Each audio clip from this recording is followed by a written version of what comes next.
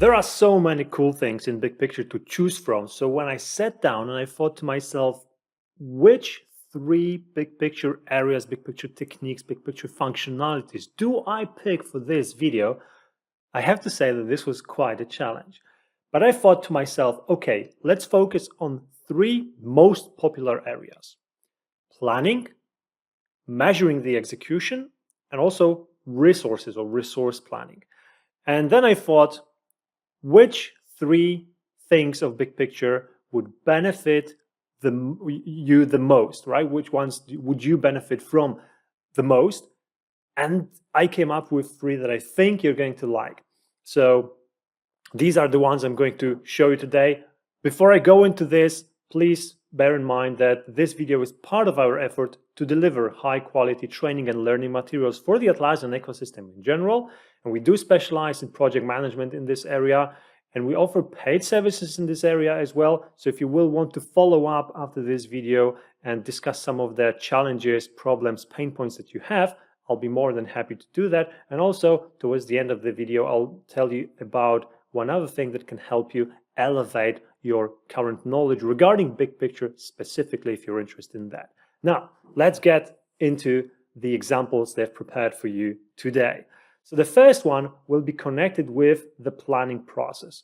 And that's the one that I don't see too often being used, but I believe it has high value when it comes to the planning process, especially for those organizations that strive to be agile.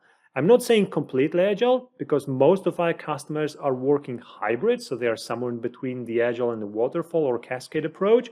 But even for those, this can work perfectly well, and you will see exactly why. So what I mean by the functionality I want to show over here is that you can simplify the planning process in terms of visibility of the items, both from the level of the agile planning and from the level of the cascade planning. So the cascade planning you can see right here on this view that I have visible, and you can see that I have items planned over here, and they are visualized in a Gantt-like manner because we are looking at the Gantt module of Big Picture. But to carry this example, I'll actually switch to the board module where we will replan one item and we will see how it impacts the planning done over here. Before I do it though, I want you to pay attention to this one because this is the one I'm going to move. It is issue number 1. You can see that it's planned comfortably for March. You can see that it has a dependency to another issue that is planned for April, right? So let's change this layout. And we are going to change this layout with a very simple thing. And this is something that could be done, for example, during your planning meeting, during your planning process. Let's say you're a company that is doing the planning for the next quarter, next half a year, next year, right? You have to do it somehow. And this is one of the ways that you can do it through Big Picture. I'm saying one of the ways because it's definitely not the only one. So it's one of the ways. And the way to do it is to simply look at the items from the perspective of the board. Look at the top. We have months over here. That's February, that's March, that's April, right? So I'm kind of looking at, well, not really a quarter, but 3 months period. And inside this 3 months period, I can see which items are assigned to which team. I have 2 teams over here, actually 3, but the third one is just a test. It's not really being used. So I have 2 teams over here, and they have items planned for the specific period of time. Now, if I grab this item number 1 that I talked to you about before, and I'll move it from March to February and drop it over here, it's going to get replanned for February for me, right? And the magical thing is that several things are going to happen now in the background. So first of all, this item is going to be moved in time on our schedule. So if we go back to our Gantt, which is often treated like a high-level view of what's going on, you will see that item number 1, which is this one, it is now planned for February. As you remember, it was previously in March, right? The following item got dragged back with it to be planned in March as well, and previously it was in April, right? So this thing happened. Second thing that happens is that if we are working with Jira boards at the same time, and there are teams, right? And this item, I believe it was assigned to a DevOps team. If the DevOps team is responsible for handling this item and they have sprints there that they are working on, this item was now assigned to a different sprint for them, and they will see it immediately on their Jira boards. So they don't even have to come into BigPicture to actually see those changes inside the place that they are used to and they are used to working with. So that's another beautiful aspect of BigPicture. I'm digressing a little bit, but I sometimes just can't help myself. There are so many cool things over here. So that's it. That's the thing I wanted to show you. The planning over here and the scheduling connected to the planning might be done almost seamlessly. Now, I do realize it doesn't work in all of the cases because sometimes you want to have this manual level of planning and manually adjust the dates. And of course, you can do it over here as well, right? So I can grab this item and I can say, hey, it's actually going to be finished before the end of February. And that's totally okay, right? You can kind of work with it later on as a second layer of your planning. And the first layer kind of puts the items automatically in a certain period of time. So that's something you could do as well. And I do realize that it's not going to be perfect for everybody, but it's going to be amazing for some of you. And that's the very cool thing. What I personally love about this is that with this kind of planning, you kind of give a lot of autonomy to the teams. And for the teams, you're saying, hey, these are the items that you have to take care of. You know that during the planning, you make sure that the teams are not overloaded. Like, this team is obviously super overloaded. One of those items is actually several of them are estimated for very big chunks of work. But over here, for example, we can see that this is perfect allocation for the team, 100%, right? So we make sure that the teams are not overloaded. We make sure that they know what they are working on in a certain period of time. And then the autonomy part is that they decide how they are going to handle this work, which items are going to be done first, which items are going to be done later. They have the information regarding the dependencies over here so they can make conscious decisions regarding that. Depending on how adult your organization is, this might work beautifully, or people might require a little bit of training, but it's then the step that will help you get them there. Awesome. Second thing that I want to show you. So this is the planning. Now I'm going to move to the following the progress. And there are several ways to follow the progress or the execution of work in BigPicture. We actually have a separate video discussing this, so I'm not going to go into the details of all of those, but I want to show you one. I want to show you one because I think it's a very interesting one, and not many users know about it. Not many people use it. So let me zoom in a little bit. I'm going to zoom in on this very simple part of our account. You can see that all of the other items are not planned. I could plan them, but I specifically didn't do this because I didn't want the screen to be cluttered with a lot of noise. I want you to take a look at this area. We have really two items over here and some parents above those.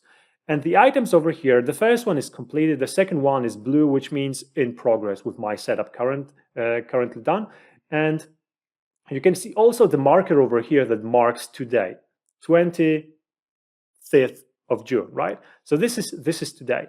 And the typical way that people follow the progress over here is by using the overdue value. So if I select the overdue, you can see that everything turned gray because now a different coloring scheme kicks in, and it allows me to find the items that are basically late. So let me schedule the item over here. You can see that it immediately turns red and it has a number 27 over here, meaning that it's 27 days late. And that's a very cool metrics. Not only you can see it over here, but you also can find all the overdue tasks here as well. So you get like a very handy list of things that you should maybe go back and check what's going on. There is a problem with this, though. The problem is that this list or this approach works, but only when you kind of accept you're working on a very large project where the daily delays are kind of a normal thing and you are used to dealing with this, because this information will be given to you only if the item will be already late. So here you can see, for example, that we are 6 days behind. The item should have been finished, it's not finished yet, and it's highlighted in yellow. If I'll make it 8 days late, it will turn red. And if it will be like 1 to 3 days late, it will, let me move it like this, it will be gray, right? It will be gray. I guess we will have to make it like that. There you go, right? It's now 1 day late and it's turning gray. But gray doesn't really indicate anything very visually, so sometimes you will not notice it unless you go to the list that I showed you in the info bar. The alternative is this. Let's turn on the overdue so that we go back to the previous coloring, and we're going to turn on the progress over here. So this checkbox says basically to BigPicture that now the progress of the issues should be shown on the bar, right? So you can enable the progress visible as a time tracking field over here and having this bar, but the progress over here doesn't necessarily correspond to the current date, right? But because you have the marker of today over here, this shows you exactly where you currently are in your schedule. Therefore, if I look at this item that is currently in progress, I can see that this darker blue, this is the currently done part, and the lighter blue is currently still not finished, right? So the progress of this is 33%, as we can see over here. But I clearly see that this task should be, if everything was on track, it should be filled all the way up to here, and it's not, right? So that tells me immediately that this item potentially might be late. And I get this information earlier than with the previous one, because overdue will only show me late items if they have, if they are not completed and they are already like overdue. They should have ended, but they haven't. So this one allows me to be more up to the current day in terms of following the progress. So I'm not saying one way is better than the other. I'm saying that they are showing two different things, and this one is very often not used by the people. And it's quite easy to use because all you have to do is like open the scheduling plan, and they'll scroll along the line of today and see if there are any items that are currently scheduled for current period of time, and their darker parts is on the left side of the today's line. That tells you that there is something to follow up on. I'm not saying that the item is late because maybe someone just forgot to log time, but potentially it could be late. And as a project manager or the person responsible for making sure that everything is on track in the project, you should follow up on this and make sure that everything is okay, right? So that's the thing, the second thing that I wanted to show you. Now for the third thing, I told you that resources will come into play, and I'm going to go back. Let's take a look. Portfolio program. I think I have this example back in here where we were talking about the previous thing. I'm going to go to the resources module over here. So let's take a look at the resources module. And inside the resources module, I will focus on the view that is showing you the teams, right? That's showing you the teams. And I'm going to turn this off for a moment. So again, we have two teams over here, DevOps and ERP. And you can see that those teams are quite busy when it comes to the items assigned to them. And let me also go back in time a little bit. Yeah, let's take a look at this period. This is where March ends, April starts, and we can see that clearly because this team's capacity is 80 hours for the most part, 60 hours over here, so apparently something changes in the availability of the resources to the team.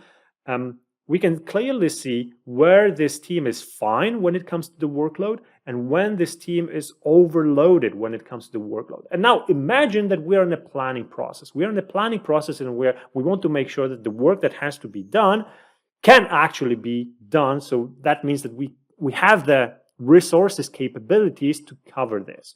And that's a very common case that people come to us to help them solve. How do we make the planning in a way that we're actually close to the truth in terms of what is feasible. Or the alternative is, how do we show our supervisors that we need more people to complete the work that is being handed down to us, right?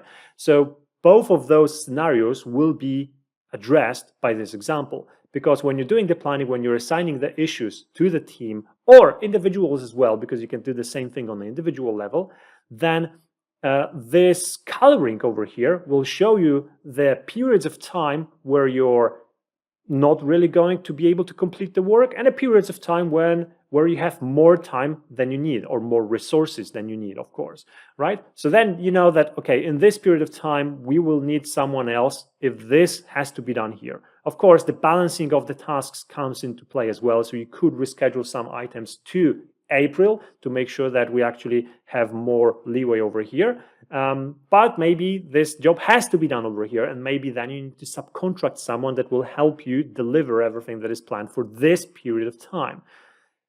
One more thing that I'll show you, two more things that I showed you over here. First of all, the show overall assignment. If you turn this on, this actually brings in the items not just from this one project I'm looking at, XYZ Energy Global Plan, but also from other areas of work that is defined in BigPicture. And that, for example, shows me that there is one more item over here coming from another project that this team is going to be responsible for as well. And that impacts their workload significantly sometime in April, right? So I need to take care of this, obviously. So that's a very useful item. And it also, the important information is that this one comes with BigPicture Enterprise, so you will need kind of like an extended version of BigPicture that costs more. But this item is very cool. There is a workaround for this. So if you like, if you're not a wealthy customer, you don't want to buy the additional extension to BigPicture, you can always let us know, and we will help you figure out how to work with this without the enterprise version.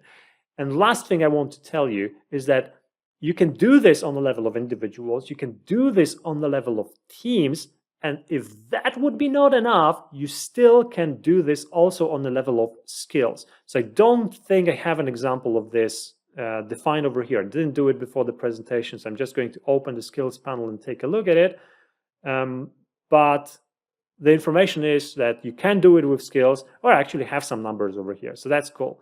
You can see that, for example, for the role of project manager, we have some more hours that we can handle over here in this period of time. And that again tells me there is a certain period of time where I need more people with certain skills, which is super helpful in the planning process. If you think about this from the perspective of planning your work for the next month, quarter, half a year, 1 year, or even more, this is super useful. All you have to have over here is have your global resources defined, have rough estimates on the issues, and then you can work with this beautifully. Super helpful and tremendously useful in the planning process. That's all I've prepared for you today in terms of those 3 things that I believe are super interesting when it comes to BigPicture. Obviously, as I said at the beginning, there is so much more to this tool. If you would like to explore more regarding the BigPicture features, we have a free course for BigPicture. It lasts about 3 hours or so. There are several videos that explain the basic concept of BigPicture, the concept of boxes, the way of working, planning and execution when it comes to agile approach and waterfall approach. So if you would like to take a look at that, it's absolutely free. But a full disclosure, you will be asked to schedule a meeting with us before we give you access to the course. Don't be afraid of this. I'm here to tell you to not be afraid of this, because we make sure, I personally make sure, that this meeting sometimes brings you even more value than the course itself, because during this meeting you will have an opportunity to ask questions and discuss the things that you're not sure about regarding the tool. I will help you get rid of all the doubts that you have. And if I will feel that this tool maybe is not the right tool for the job that you're looking to be done, then I'll tell you this as well, which will save you a lot of time exploring this one, and maybe I will push you straight into some alternatives. So definitely not a time wasted. Don't be afraid of this. If you want to explore more, go to our website and sign up for the free course. It's on the first main page. Also, I will put the link, of course, to the free course in the description of this video, so you can go straight there as well. Thank you so much for watching and listening, and I'll be seeing you in one of the next videos.